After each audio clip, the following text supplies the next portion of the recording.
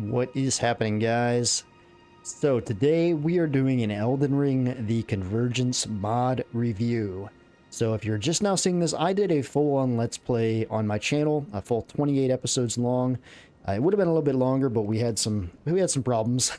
But it ended up being 28 episodes long, and this is the alpha test. So this is I think Convergence is going to be more. I think it's going to be a full build, in about a year from now.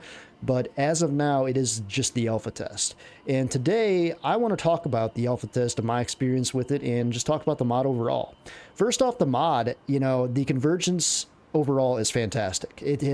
This mod completely changes the world, adds new spells, adds new outfits. You name it, this mod has done it in some way or another. And today we're going to go into explanation on things that I think could be better, things that were just fantastic, and maybe just some improvement ideas too that the modders could possibly use in the future. But before we get into this, I just want to mention there will be spoilers in this, so if you have not played Convergence yet, I recommend just downloading it, playing it, and just experiencing it for yourself, but I will try to keep spoilers to a minimum while reviewing this. The first thing I want to talk about today is the overall world design and the changes to this world. I mean, if we look here in Caelid, we come across this giant random castle in the middle of nowhere. And now this castle is not finished. They are working on this. As you can see over here, there's going to be some buildings right over here. See that roof right there? I believe they're trying to put more over here. I believe they're trying to put another boss battle in here too. But yeah, some of this stuff is not finished yet, but just as you see, this mod completely overhauls the actual world. Not just like the game itself, but the actual world.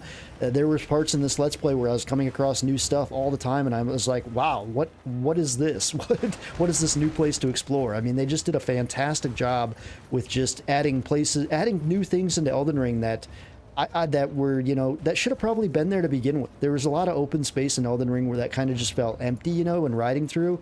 And this mod definitely, makes this a lot more improvements going on in this area. Now, if we want to discuss an area that really changed up, it's this area, Sofia River. This is one of the areas that I still have not figured out everything to it. As you see, they really changed this area up there by putting a giant wall here in between areas. They made this more like a linear progression type area. And I believe, according to the Discord, they are not done with this area yet, which is good because I was totally confused at what to do at this arena up here. You're going to see, as you come down here into Sofia River, you're going to see this.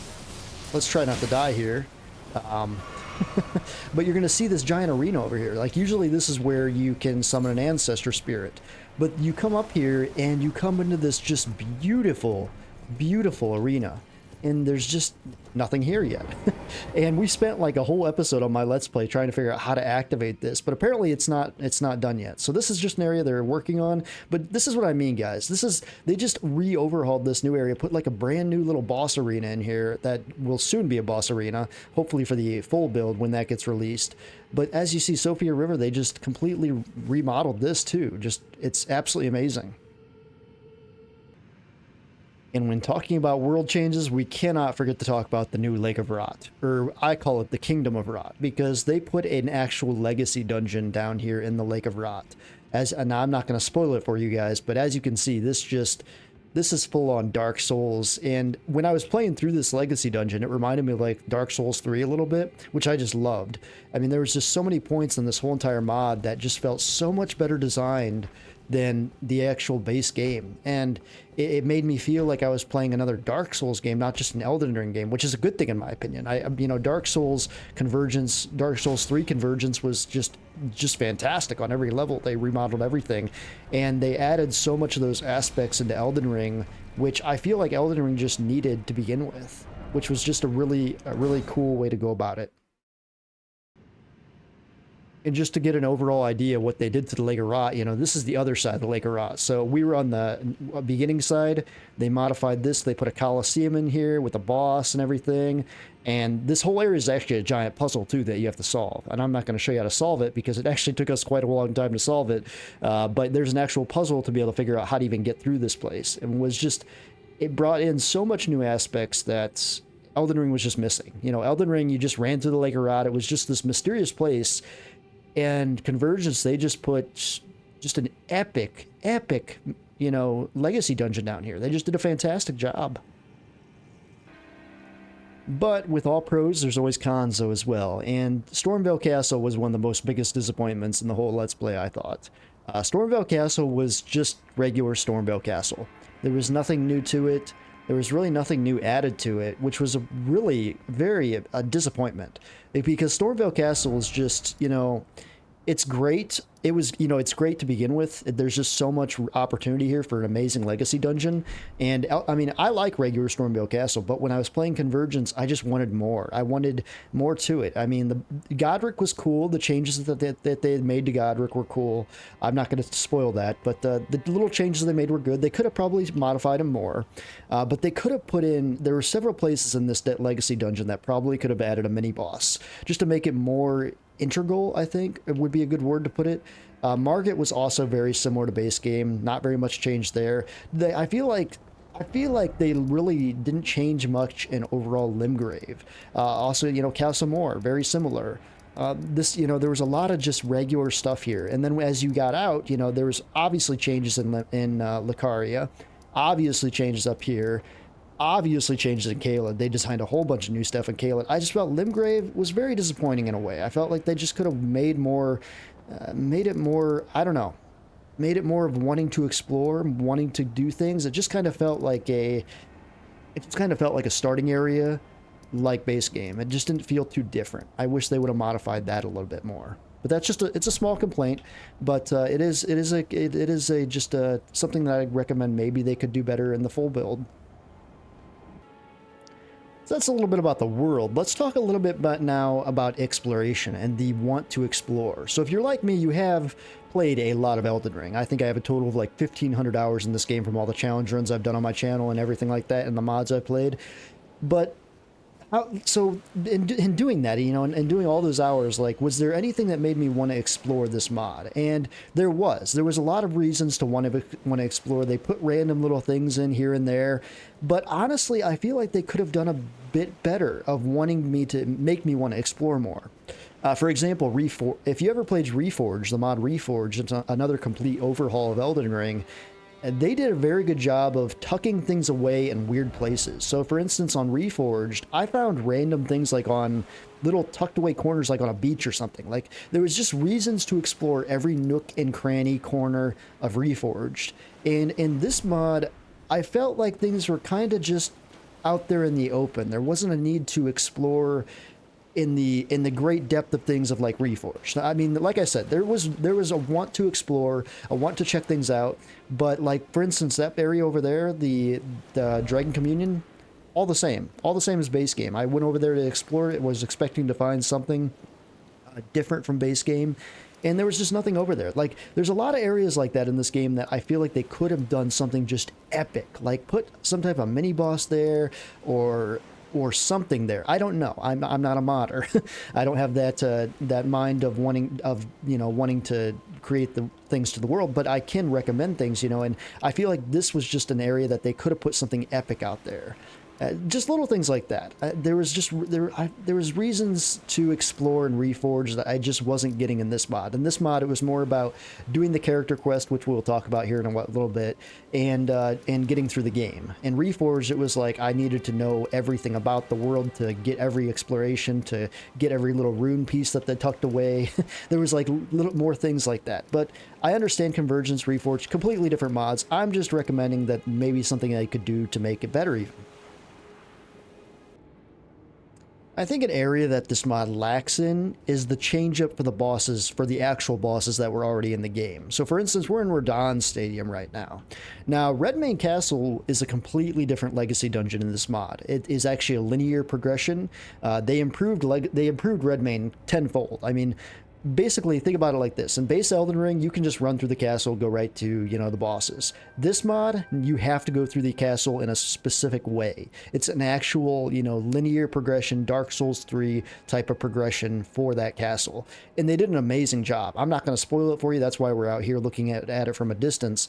But they changed that castle up so much, and I freaking loved it. I was expecting when we got to Radahn to have something different about Radahn, you know, something just, you know, make him more of a beast. You know, I don't know. I don't know what they could have done, but I feel like they could have improved him in some way or another. Instead, we got regular Radahn, and not just regular, but regular HP Radahn. I mean, we destroyed Radahn. We absolutely annihilated him, no problem at all. And it was just a disappointment, which was kind of sucky because there was a boss before Radahn. I'm not going to spoil. That was epic. They really did a cool little mini boss before Radahn that was really neat. But Radahn himself, though, just nothing was different about him. So maybe if they changed up Radahn, I don't know how they could, but maybe just make an addition to Radahn's battle. Maybe that's all we needed here, and this area would be nearly perfect. There were some areas in the game that kind of just felt like, and maybe they're just not finished yet, but there's some areas just felt like they were just kind of unneeded. Like, for instance, we're running across the Lake of Rot right now in the end of this part of the Legacy Dungeon, and there's this guy right here. Now, this guy is pretty strong and powerful. The problem is, there's really no reason to take this guy out in the first place. Like, there was really no reason at first to even beat this guy. And he has a lot of HP, as you see. Like, a lot of HP.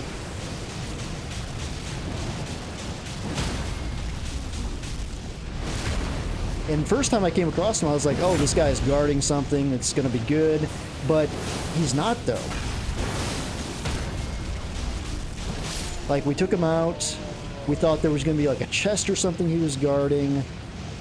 And there was just nothing here. There was nothing here. It just kind of felt like a weird place to put that guy, to have nothing there that he was guarding even, like a chest or anything.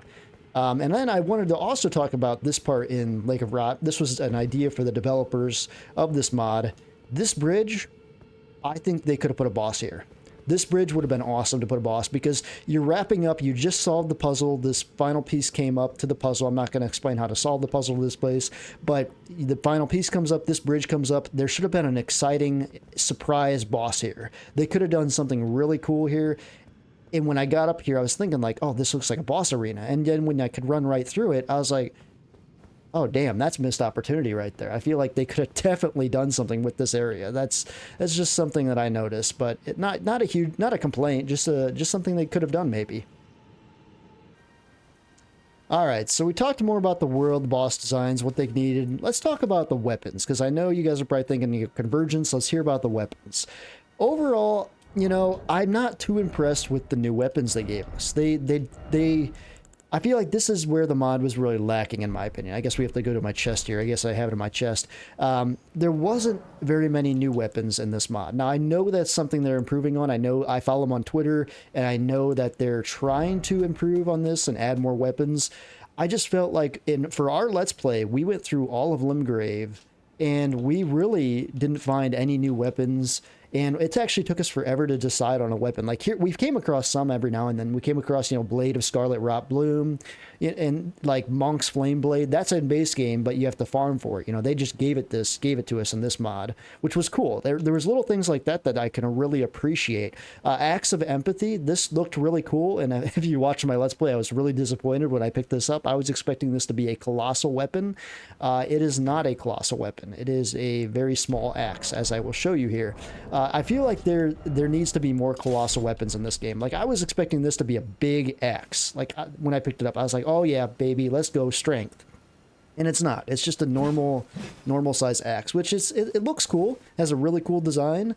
I just feel like there wasn't enough colossal weapons for one, and there just wasn't enough weapons in general in this mod. I liked how they gave us the Watchdog's greatsword just out of nowhere. That was kind of a cool find. Little things like that, they did fantastic. It's just the overall weapon design. I feel like they could just do so much more. I feel like for different builds, they could do different weapons too. Like, for instance, we found an amazing sword. I'm not going to say where we found this sword, but let me see if I can even find the sword where in here, in my, maybe it's in my chest. It must be in my chest. We found this awesome sword up in the snow place. I'm not going to specify where, but when I found this sword, it was making me think, like, why aren't there more actual, right here, Sword of the Cyclops. There was something you had to do to get this sword. and we got the sword. It was like awesome, but it's only for, you know, fire builds, you know, fire and faith, which is cool for them. But like for my build, I'm a stormcaster. I went through this whole mod as a stormcaster, and I was looking the whole time through this mod, I was looking for some type of wind weapon of some type, or wind or ice, that really fit this build. And we ended up going with the Moonlight Greatsword because it fit really well with our build. But I would have loved to seen some new wind weapons, some new ice weapons, some new elemental weapons would have been really cool to utilize in this mod. And not just that, but maybe like make it so when you you'd have to, you know, work for them too. You'd have to beat a boss to get them or something like that. Or you have to beat like a legacy dungeon or to get them. Something, an accomplishment, something, maybe just reward us for trying to find new weapons, if that makes any sense. I just feel like the weapons were really lagging in this, which I know Convergence is more about spells, but at the same time, you know, weapons were a big part of Dark Souls 3 Convergence. There was quite a bit of new weapons in Convergence for there. So I'm expecting the full build to have a lot more weapons. I know they're working on more. They just posted an update on Twitter this past week, I saw, with new weapons.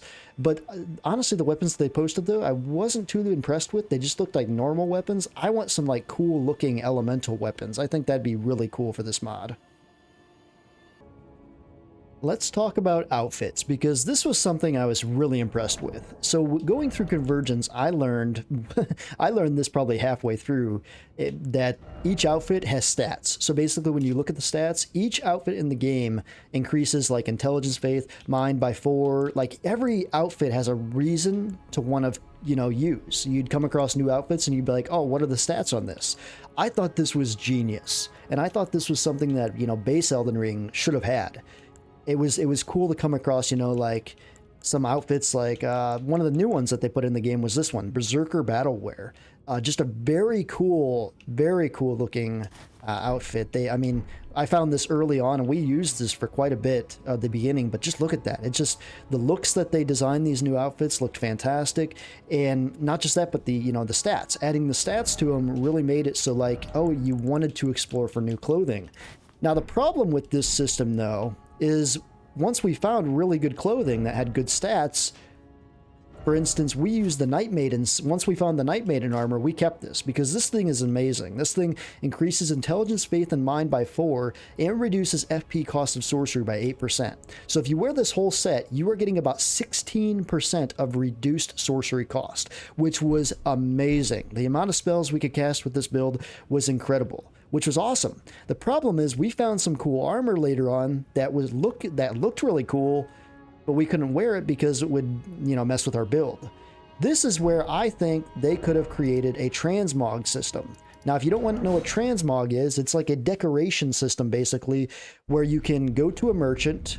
I think they could have done this too. I think they could have like put a new merchant back here, like right in this corner, called a transmog. Basically go to this merchant and you can decorate the outfits that you're wearing. So basically you still have the stats of this outfit, this amazing stats, but you could actually mess with it and decorate it with totally a different new outfit. Like if I wanted to wear the Zamor Warrior outfit, I could do that, but still have the stats of the Night Maiden. I feel like they could easily do that too. I feel like that would be a pretty easy thing they could incorporate. Just put a brand new merchant back here and maybe make it cost runes or something to decorate them. But that would be a really cool thing that they could mod in, to just so we can have more Souls fashion, but also use the stats that we want for the items that we want. So now let's talk about the spells, because this is where this mod shines. We basically went with our build is we started off with the Stormcaller and we turned this build into an ice and wind build. And man, was this a fun build. Let me just show you the potential that, you know, you can create in this mod. Let's just find some. Okay, this will be interesting.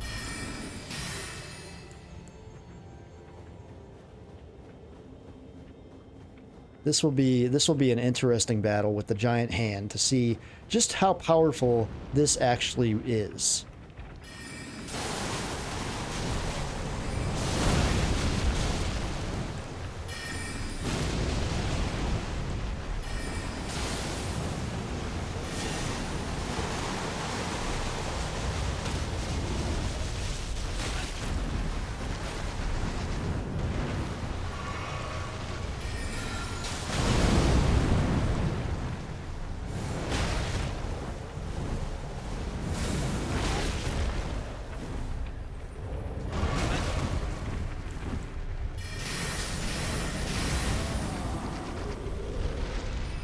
So as you see right there, we kind of melted that hand.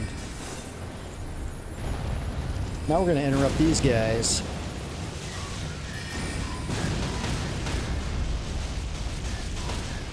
Instant stagger. Instant death.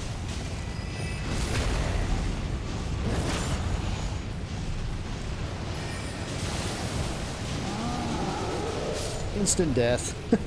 So as you, our build got absolutely just crazy by the end. I mean, the amount of spells that you can cast, and also the fact that they have regenerating FP too in this. I'm using a spell that actually increases its generating FP, but we'll just take out these guys just to show you here.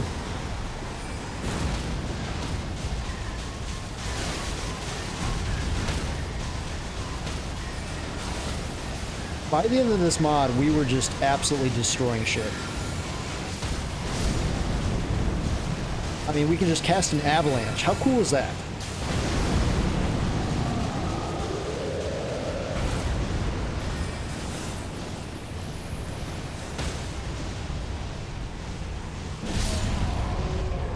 I mean, literally by the end of this Let's Play, I felt like I was a super powerful storm. Like, I felt like I was just part of the storm. I mean, just to talk about this build a little bit that we created here, let's just go to a Grace here. I'll talk about a little bit about the magic, and I'll show you here. There's so much possibility here with builds, and that's where this mod shines the most, I think, with spells and sorcery. So, for instance, we use Snow Witch's Cunning. This is our main buff. So we cast this buff, and we are a tank. Basically, this is amazing. So while active, this spell grants 5 FP recovery per second, increases casting speed by 40, and increases stamina recovery, but also lowers total HP by 35%, which is not terrible. And so basically, when this is going, we can cast as much shit as we want without any problems at all. Our RFP is coming back 5%, 5 per 1 second. So every second, we get 5 FP back. So as you can imagine, it doesn't just do that either. It increases spells, like the amount of casting speed as well. So we can cast all this stuff out and just create a monstrous storm and just destroy our enemy. I mean, that is just, it was such a fun build to play. I loved playing as a storm sorcerer. This was so freaking cool. This would just be this is hopefully maybe, you know, Convergence will tie into the, you know, the DLC too when that gets released, because I would love to keep playing with this character. This character was just a blast. But to look at some of the other sorceries, you know, there's so much. They added, you know, new mystic sorceries. They added new Flame of Frenzy sorceries. They added new blood sorceries, all new blood incantations. They added necromancy sorceries, storm and wind and ice and fire and ice lightning and gravity, a whole bunch of new gravity spells. They added to the glintstone spells too as well, and we don't even have everything because we mainly just went and did our quest line for this character, which is what we'll talk about next. One of the coolest things this mod does that separates it from Elden Ring and makes you want to play another character is it gave character quests to each starting class. Something that Elden Ring should have had. So basically, when you go into your inventory, you start out with whatever one you pick, whatever starting class you pick, you start out with that note. You examine this note, and it will tell you your character quest. So for the Stormcaller, we had to do the following locations have storm spell runes. So we knew to go to Stormville Catacombs. We knew to go to Cliff Bottom Catacombs. We knew to go to Saint Adhira's grave. We knew to go to Crumbling Farum Azula. All that stuff we knew to go to because of this character quest, and each one of those places had different stuff for our builds. I think this was absolutely genius. And halfway through the Let's Play, we picked up the Frost Witch as well. We started playing into Frost and getting ice spells. So we actually did both these character quests by the end of this Let's Play. In 28 episodes, we were able to accomplish the Stormcaller and the Frost Witch, both of their character quest. And it also tells us too, you know, the notable armor sets for the Frost Witch are Zamor set, Zamor Ruin, Snow Witch set, and Blithe set, which those sets actually have, you know, buffs on those outfits designed for those quest lines. Now, where I think this could have been better is I think these locations could have been more detailed. What I mean by that? What do I mean by more detailed? The reason being is because, for instance, we would go to Stormfoot Catacombs, and while we would go through Stormfoot Catacombs, sure, there was things in there that resembled our build. Like for our wind, we came across Wind Warriors, Banished Knights. That was cool. But the only thing we got from that was by beating the boss, we got one thing. We got the Shimmering Rune of the Storm. I think they should have tucked away new weapons for those builds in these legacy dungeons, in these places that they highlighted. It would have made us have to explore these places even more than what we already did. I mean, we did explore them a lot just to make sure we didn't miss anything for our builds. But we were disappointed. You know, I was disappointed by, I mean, for instance, I crawled my, like, literally everything in Crumbling Fair Missoula. I checked out everything I possibly could looking for a cool wind weapon by the end, and I didn't find it. Maybe it's in there. Maybe I just didn't find it. But I freaking, you know, combed through all of Fair Missoula to try to find it. We killed every ancient dragon there. We did everything we possibly could in that location. And we found the Radiant Rune of the Storm in a really cool place, which was neat, but we didn't find any really cool wind weapons by the end of the game. And the same for Frost Witch. We found a cool spell, or a wand, a cool casting wand.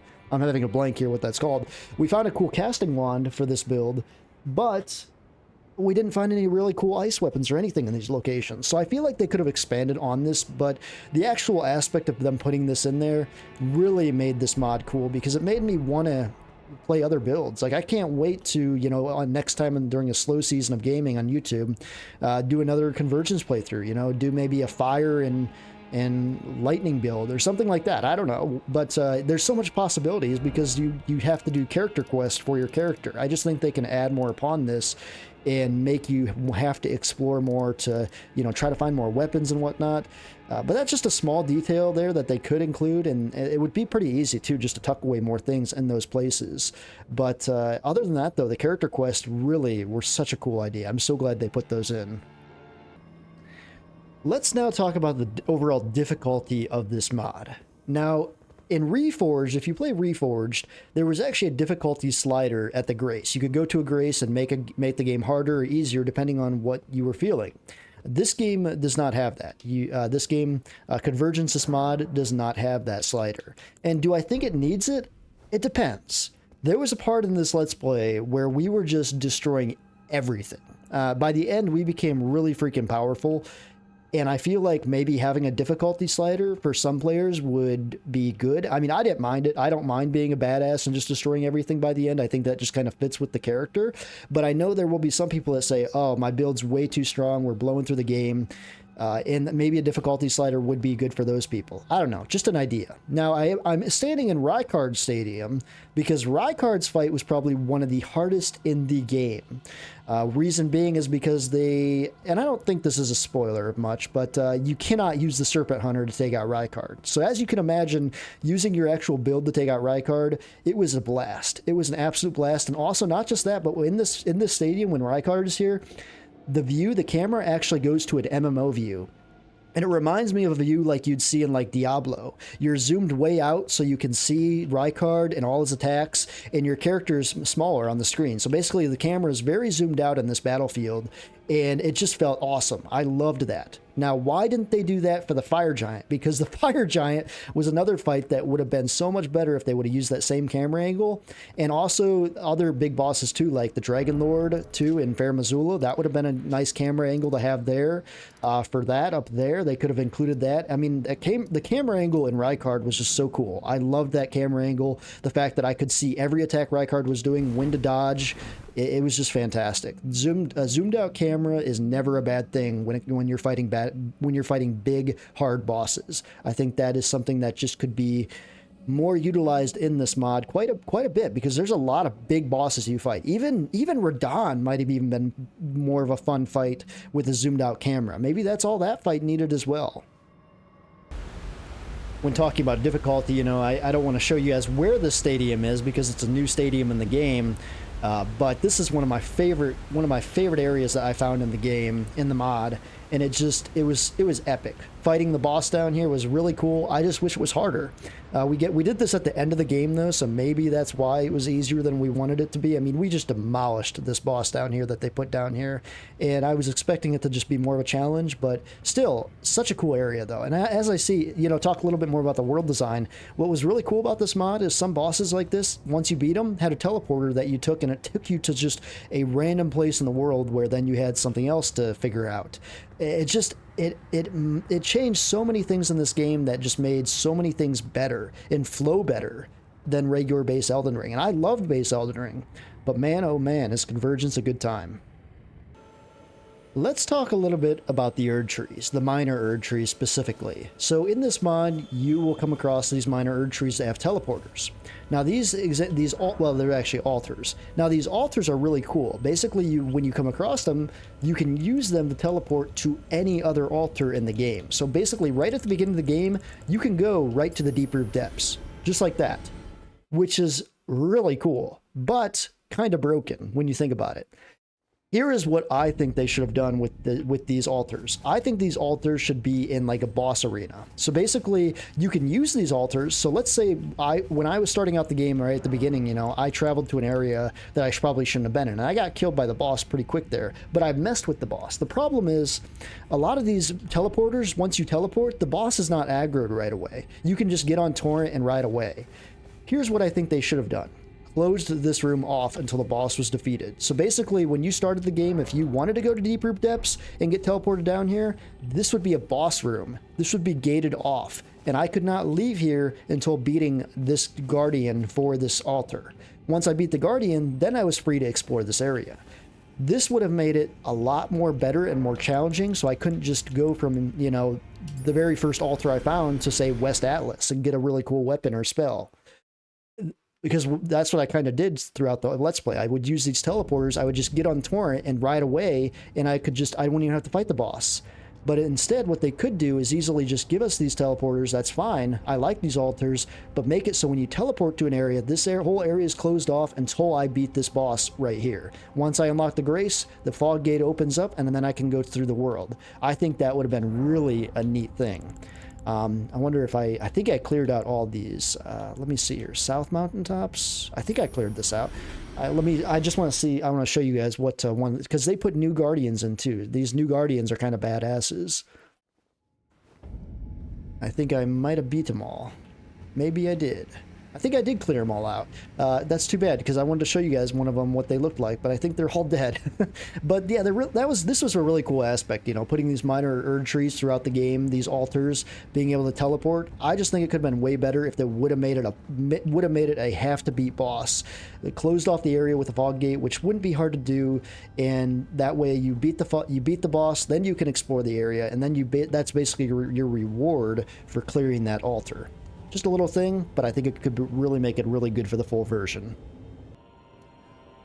Something else small I really want to mention here while we stand on the new Fair Missoula area. Yes, this is all new, guys. There's a whole puzzle to get to this area in Fair Missoula, and there's even a puzzle to get to Fair Missoula, so you have to even solve that. All this has been added. But something that they could have added in this mod would have been more Ashes of War. There was no new Ashes of War that I came across in this mod. Everything was just from base game, and I feel like Ashes of War were really slept on. Because, I mean, we used, at the end, you know, we just used the Moonlight Greatsword by the end, so we really couldn't have done that anyway. But being able to use, like, a somber weapon and put any Ash of War on, that would have been a cool addition, too. I would have loved to have, like, mixed up this sword with different Ashes of War. That would have been really cool. What they did do with this mod, though, is any blade in the game you can buff. If I wanted to buff this with fire, I can buff this with fire. Let me see if I can do that right now to show you guys. Let's see if I have any fire grease. So, for instance, I can buff the Moonlight Greatsword with fire. How freaking awesome is that? Like, I love that you can do any buffs to any weapons. That was really a cool thing. Now, those buffs do not override. I did test that. They do not override, sadly. So I wish you could, like, buff this with ice and fire and have both those buffs. Sadly, you can't do that. Maybe they could do that for the full version. Maybe that would be too OP. But once again, you know, maybe a difficulty slider would be a good reason to add that in there. But yeah, Ashes of War, I feel like they just could have, you know, maybe created some more, or created new ones, or just allowed us to put them on any weapon. That'd have been neat. Something new to Reforged was Talismans, and how they did Talismans in this game. Now, you start off the game with all 4 Talisman spots open, so you can use whatever, and the new Talismans they gave us are cool, and they actually gave us a new system to craft these things. So basically, you collect remnants throughout your journey, and then you can go to remnant crafting and craft whatever talismans you want. Now, this was a really cool thing. I just wish they could have done more with this. So here's my recommendation.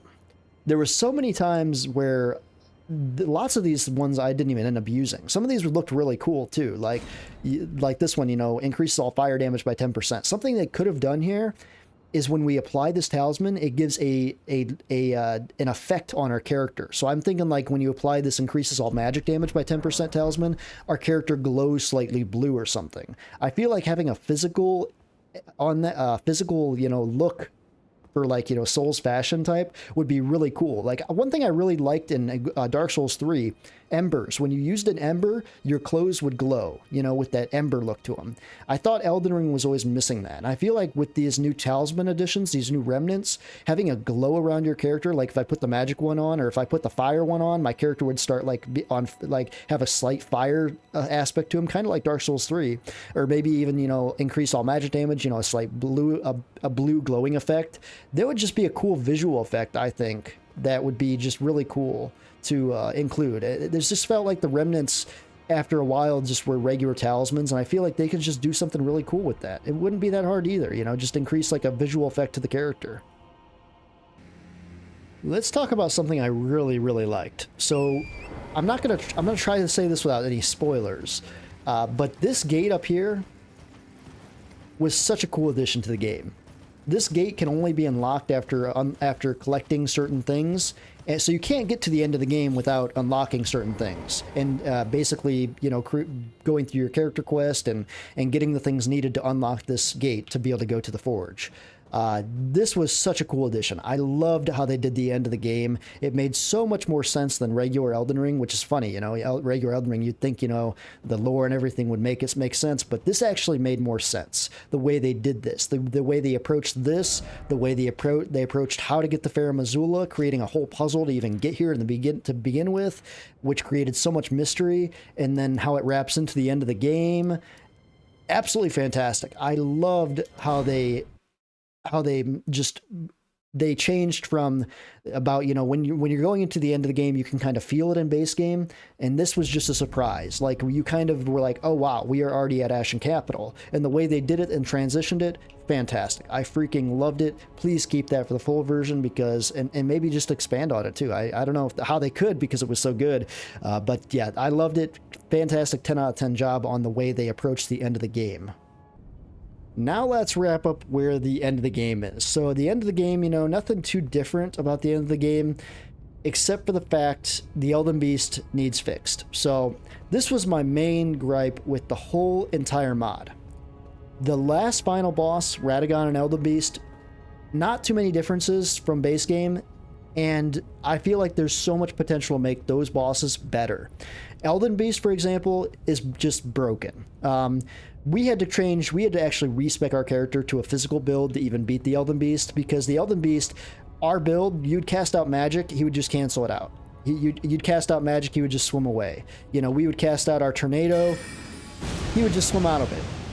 Even though that tornado is supposed to actually follow our enemy. And the same with Zamor Ice Storm.